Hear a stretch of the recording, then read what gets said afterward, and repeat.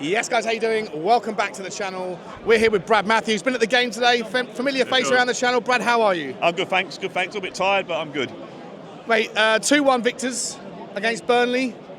Overall thoughts? I thought we played better than we have for the last 4 games, but then that wouldn't be hard, and we were playing a team that have now been relegated. Yeah. We created a lot of opportunities to score, and probably more opportunities to score than we have again in the last 4 games. But our last ball and our finishing was awful, and we came away with a 2-1 win. But yeah. I think if you looked at the stats, we probably had quite a few shots, but keeper had 2-3 saves to make. But again, it's that final ball, that final decision that didn't seem to be a bit of a miss today. Brad, let me ask this. I've just done my own version of the fan cam, and I was taking away more positives than negatives. Maybe it's because it's a beautiful day.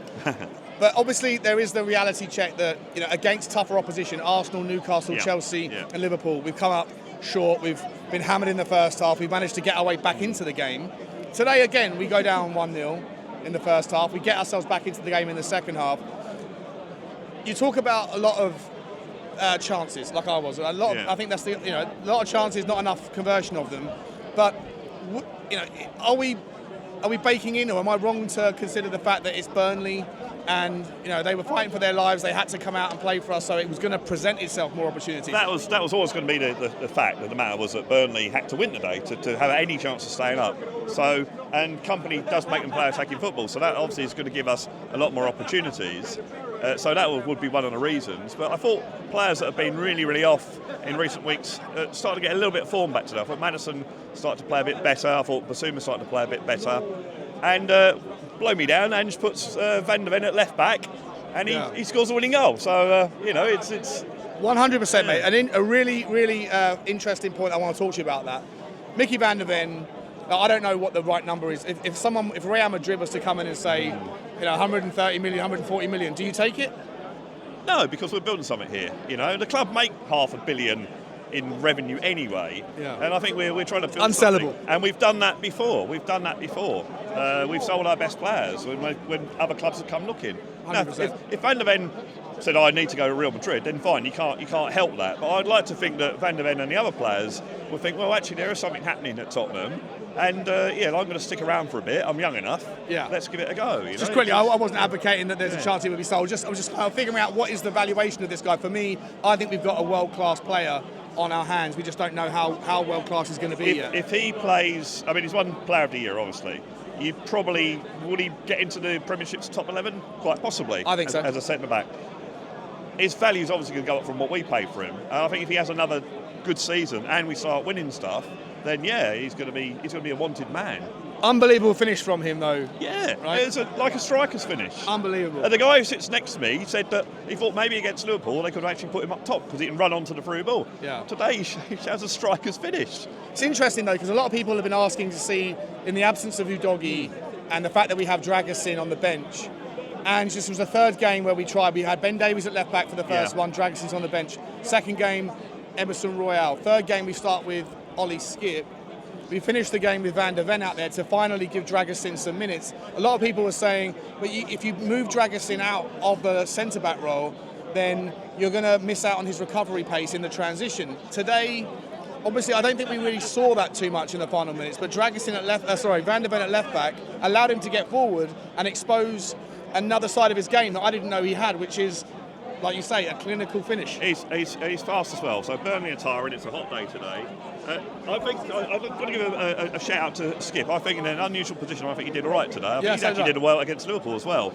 I think when we play more games next season, because European football looks almost guaranteed. I think it is guaranteed after today's results. Yeah. So European football, we're going to be playing 2 games a week, and I think that then you're going to have your 4 centre backs, and you can rotate. You're going to have to rotate. I think what's happened this season when we got Dragasin, we haven't been playing. We've been playing 1 game a week, 1 game every 2 weeks, and I think he's going to put his best first 11. And at the moment, Romero and Van De Ven are your best centre backs, and you don't want to split them up. 100%. Just to cover a left back because you create another problem. So I think today he felt confident enough to let's give it a go. Let's see what happens. We're 2-1 up. All right.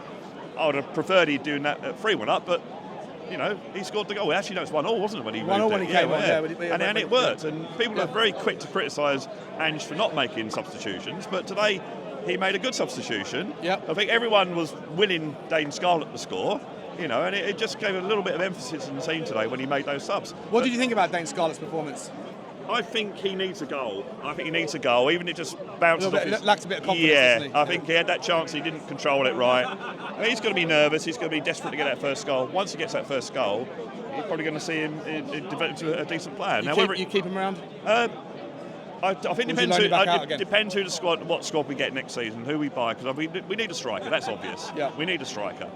If we buy a decent striker, then maybe he's not going to get a game. If you keep Richarlison, and you got the other fella, Veliz, as well coming back. Yeah, exactly. Right? So a lot of competition in the youngsters. Yeah, I think it depends on whether we do actually get some players in, and then we can see, round about the time of the tour, whether he should be loaned out. And again, it's down to the player as well. I mean, they probably will put it to him. We want to loan you out. How do you feel about it? You want to, fight for your place. Yep. At the moment, I don't think he's ready for first team football. And probably maybe a lot of the other teams, other players that we all talk about. I saw Donnelly in the under-21s, and I thought he actually looks the part. He looks very confident, very sort of like a player. I know it sounds silly, but he looks like a footballer. For me, I just don't know how much you can take away from the under-21s. I just think the gap is so big. Yeah, it is. It is big. I think that every one of the players that's doing well in the under-21s has to go away on loan to a championship team, in my opinion, see where they're at. But then again, we play Europa League. We get in the some team from, I don't know, Western Estonia. Yeah. And I get you. You can give them games. 100%. 100%. Chance to prove themselves. I'm relatively confident about next season. I think we're going to improve. In terms of the game itself, both goals scored by defenders. Pedro Porro, quick word for him, mate. Phenomenal goal. I thought, apart from his finishing again, and I thought he was everywhere today. Yeah. He shows a lot of. I mean, to show some of the skill he shows, you've got to have confidence in your ability, and he did that today. And Are we wasting him at right back? I think if you have him and say, I thought Kulusevski probably isn't at his best, and I don't think he's a right wing, because he has to come in on his left foot. We saw that again today. Yeah. We saw him on the left wing coming on his right today. Yeah, I know. What's that about? It's crazy. But if you have Porro and Johnson on the same side, that bit of pace, then you're going to cause problems. Yeah. But again, it's just the lack of the final ball. I mean, the goal he scored was a cracker. Yeah. But then when he had a chance to cross it, he went for the shot and missed. So it's Mate, let me ask you this: permutations. If tomorrow we see Arsenal drop points against United, I know it's a big if. United's worst team in a decade or maybe in half a century, but if Arsenal do drop points, and then if Liverpool do beat Villa, are you rooting for a Tottenham victory over City? Do you think that we've still got a chance of top four? And even if we did, are you hoping for it, or do you think that's a level too strong for us right now? I don't think we'll beat City, if I'm honest. We have to beat City and then Sheffield United to get that. And that also relies on Villa losing the last two games. I don't think we'll beat City.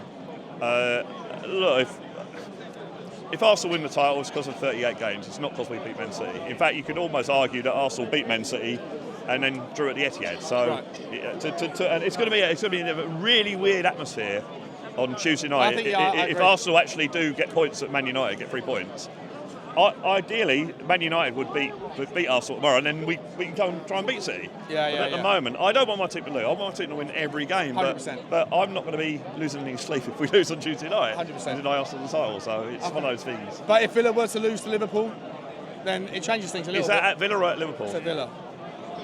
They've been pretty good at home this season. They've been Liverpool also a brilliant team. Anyway, listen, don't worry about it. It will be what will be. We all win our games, and then we can't have any influence on what the other games are. We win our games and see what happens. Final thoughts, mate.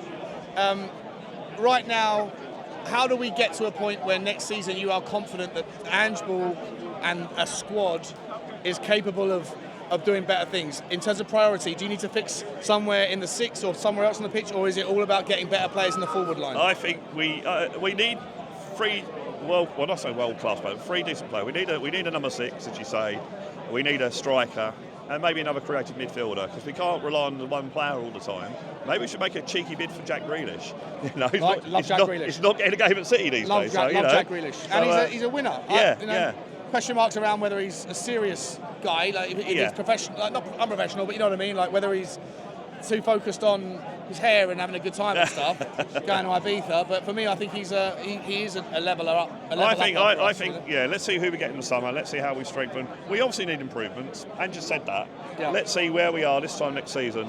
Certainly before I make any sort of conclusion on Your engine? Oh, definitely. I mean, how many managers we've sacked in the last 24 years? 100%. It's crazy, Brad, where can people find you?